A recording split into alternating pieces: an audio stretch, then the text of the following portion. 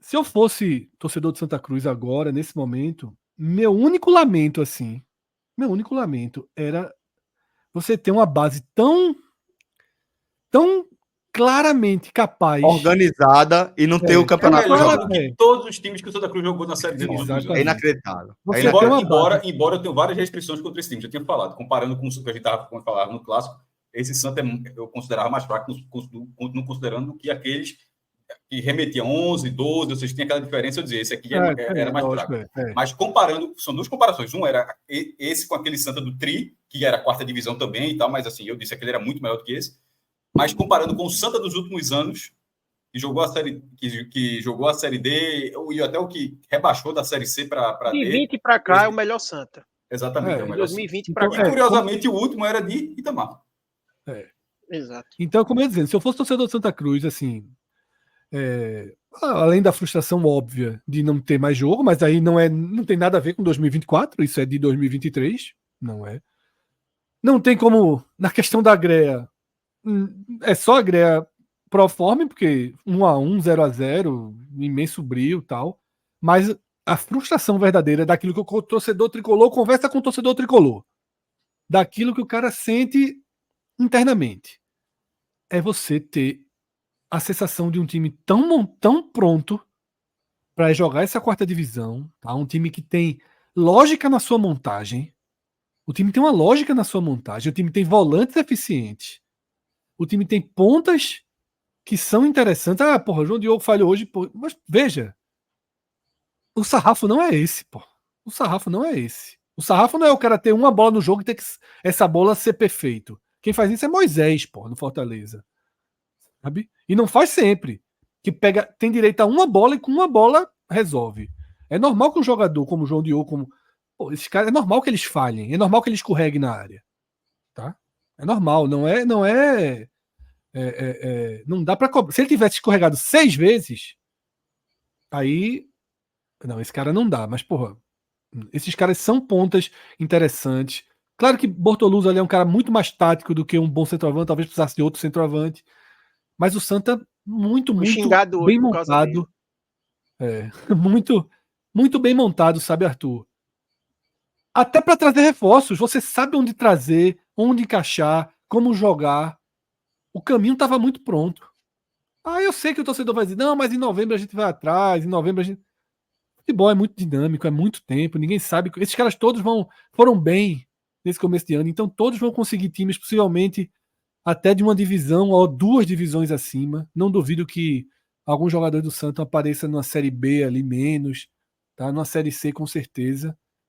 Porque são jogadores que foram capazes nesse ano, estão bem fisicamente, entregaram, passaram por provações, né? Não é fácil jogar esse jogo que o Santa Cruz jogou hoje. E a grande perda de Santa Cruz é essa total, né? Desmontagem que vai acontecer de forma inevitável. Mas é organizar a casa para que comece em novembro. Porque eu até tuitei isso. Existe para mim agora uma grande missão para o Santa Cruz. Qual era a missão desse ano? Voltar para a Série D em 2025, ok. Para mim o Santa Cruz tem uma grande missão. Disputar a Copa do Nordeste ano que vem. Disputar a Copa do Nordeste. Tá no pré-nordestão, né? Assim, tá no pré. O regulamento então, precisa passar 2 mata-matas. Duas fases. Por que eu tô batendo nessa visitante, né? Porque o ranking tá cada vez pior. É baixo. Mas por que eu tô batendo nessa tecla? Porque é para deixar esse time contratado em novembro, treinando em dezembro. Porque esse jogo é 5 de janeiro. Esse ano foi 5 de janeiro. Eu acho que até antes, viu, Fred? Acho que em novembro mesmo já dá para estar treinando. Já montar e treinar. Porque assim, tem que chegar nesse jogo dizendo assim, a gente tá pronto para esse jogo. Não importa se é 5 de janeiro, não. Pra gente já é 10 de fevereiro. Pra gente já é 1 de março. A gente tá pronto. Porque volta hoje e coloca o Santa. Quer dizer, o Altos melhorou muito também. Até o adversário seria um adversário chato lá dentro. Não, continuaria sendo um problema pro Santa. Mas, pelo menos o Santa de hoje ganhava fácil daquele Altos de janeiro. Do de janeiro ia ganhando, né? Botou 2-0 e cedeu. Jogou melhor, mas na verdade foi melhor do que o Altos naquele jogo. Os dois times evoluíram. O Altos melhorou também, tá? Sejamos justos. Mas o que eu quero dizer é o Não, sim, seguinte. é claro, mas falando como foi o jogo naquele dia. Então, é pegar essa lição, tá? E em novembro trabalhar, porque assim, Série D, Pernambucano e Copa do Nordeste, aí sim. Porque assim, a Série D recoloca o Santa Cruz no calendário. A Copa do Nordeste ajuda no sentimento. Porra, jogar com Bahia, jogar com Fortaleza, jogar com Ceará, como foi contra o Sport, tá? Não importa se jogou 3 clássicos não ganhou, se jogou 4 clássicos não ganhou, mas competiu. Hoje teve mobilização, pô. Hoje, o mais distante dos tricolores foi tricolor de novo hoje. Aquele que tava largando. O cara ligou a televisão hoje e viu os pênaltis de joelho. Esse sentimento precisa voltar. A Série D não traz esse sentimento. A Série D não traz o sentimento que o Santa viveu hoje. Tá? Traz coisas muito mais importantes. Porque o Santa não pode ser só sentimento. O Santa, parte do problema do Santa estar onde está é que foi um clube muito guiado por sentimento e outras coisas e nunca se preocupou muito com os alicerces. Hoje o Santa precisa e talvez tenha entendido que o futebol precisa de alicerces antes de outras coisas. E reconstruir esses alicerces. Mas entendendo que o sentimento que jogos grandes trazem, ele é necessário. Tá? Então, se o Santa consegue voltar para a Copa do Nordeste, o Santa vai ter Bahia ou Vitória, o Santa vai ter Fortaleza ou Ceará, o Santa vai ter jogos que vão fazer a torcida pulsar. Ah, é muito difícil, vai perder, vai ser goleado. Joga!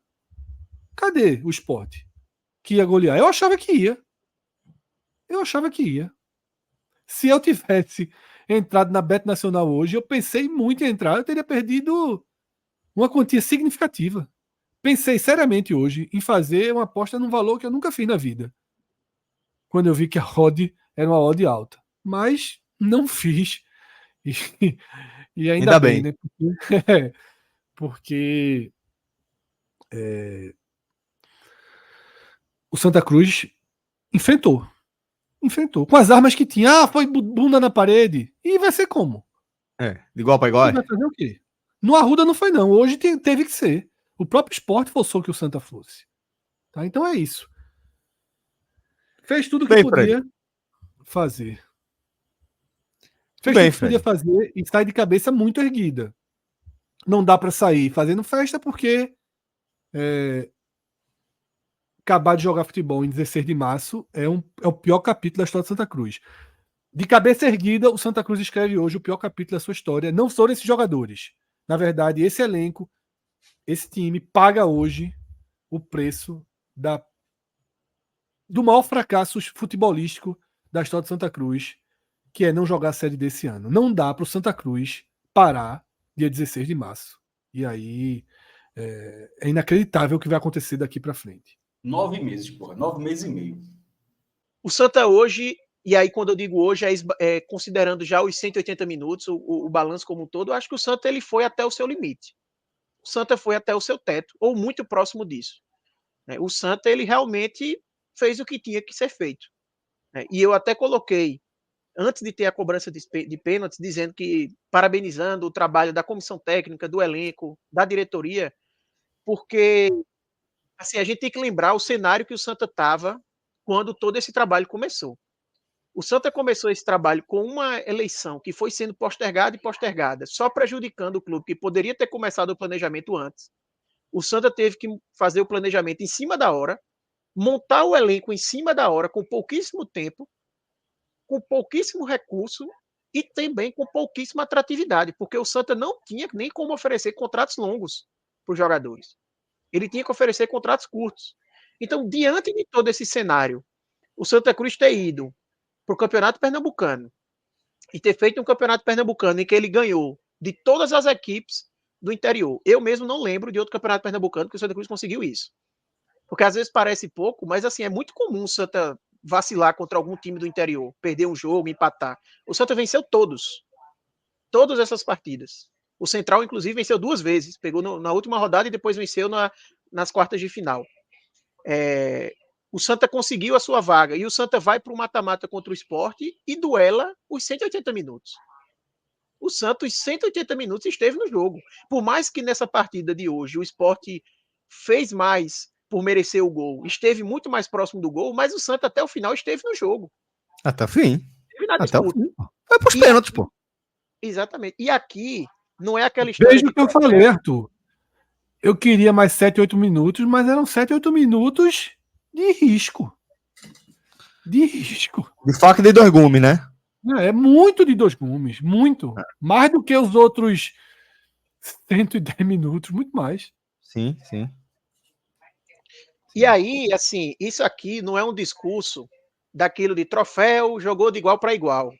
Que a gente viu muito forte quando o Flamengo perdeu o Mundial ali pro Liverpool. O discurso não é esse, porque eu não estou querendo usar isso como vantagem do Santa Cruz sobre ninguém, sabe? Dizer, não, o Santa foi melhor do que o Sport porque ele jogou de igual para igual. Não, o meu comparativo aqui é o Santa Cruz com o Santa Cruz.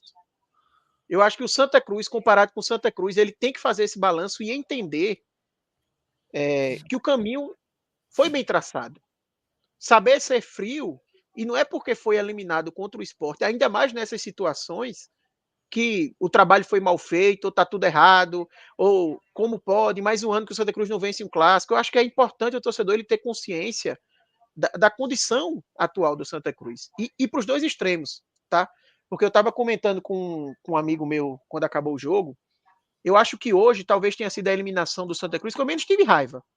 Que eu menos terminei o jogo assim, caramba, como é que não passou? Justamente por entender o contexto e o caminho traçado, o trabalho sendo bem feito. Se o Santa Cruz ele tivesse tido, nas últimas temporadas, trabalhos semelhantes ao de 2024, eu não tenho a menor dúvida que o Santa Cruz ele não estaria nessa situação de hoje.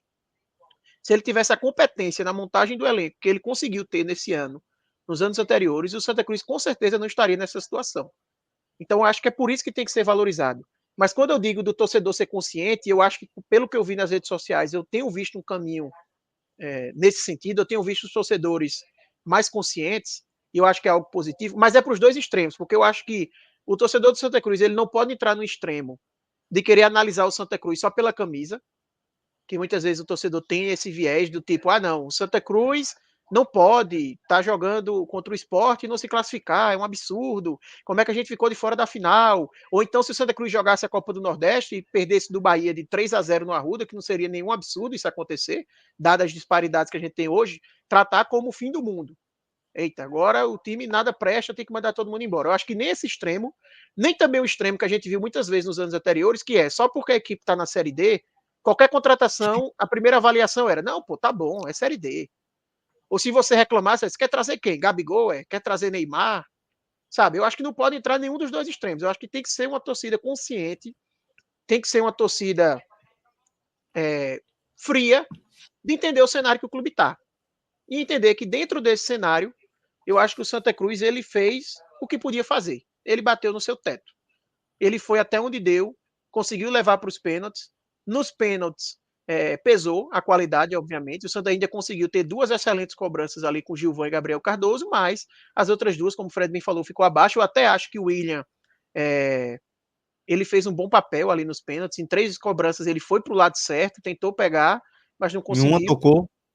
Exatamente. Uma ele chega a tocar na bola, mas ela vem forte e acaba entrando. Eu acho que o balanço geral é esse. E eu concordo muito com o Fred quando ele fala que talvez a maior lamentação para o torcedor do Santa hoje é essa sensação de que o time montado ele tinha ele tinha capacidade de brigar pelo acesso na Série D, né?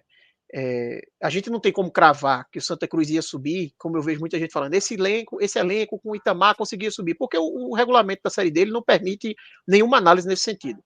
Você tendo 3 confrontos de mata-mata, não tem como você dizer que nenhuma equipe vai subir, porque a gente vê, por exemplo, o Retrô aí fazendo bons trabalhos, tendo bom investimento e sempre se complicando no mata-mata, assim como outras equipes. Eu cito o Retrô porque é o exemplo mais próximo.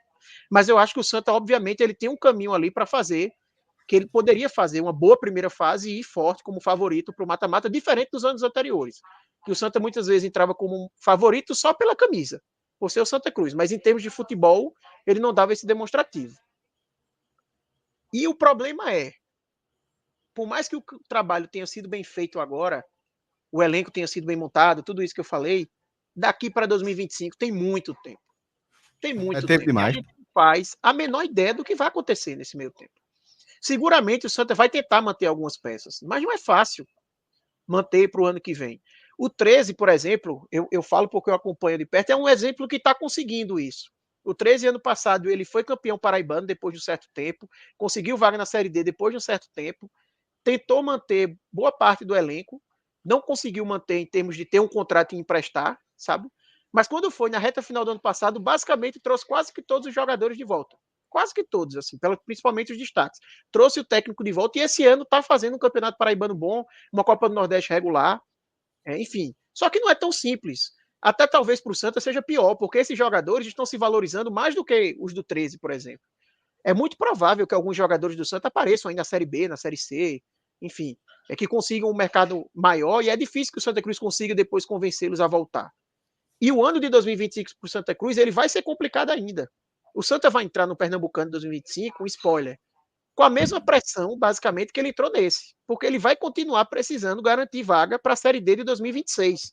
Igual ele entrou no ano passado. Ano passado ele ia jogar a Série D, mas ninguém aceitava. Ah, não, vai ser tranquilo esse Pernambucano, porque tem a Série D já garantida. Todo mundo pensava já em garantir o do ano seguinte. A diferença é que o Santa agora ele vai ter um pouco mais de estabilidade, na verdade, bem mais de estabilidade, porque ele vai ter um calendário garantido e ele vai ter uma continuidade de gestão que começou bem, que passa confiança. E, principalmente, a questão do calendário é o poder de atração. Né? Se o Santa agora tinha que fazer contratos de 3 meses ou de 4 meses, ele agora vai conseguir ter contratos maiores e ele pode atrair, assim, jogadores maiores. Mas eu acho que é isso, Celso. Eu fiz até uma leitura meio longa aqui, mas passando um pouco a visão geral. Foi ótimo, foi muito importante. Do balanço, que eu acho que talvez seja até mais importante do que o jogo em si, falando do aspecto do Santa Cruz.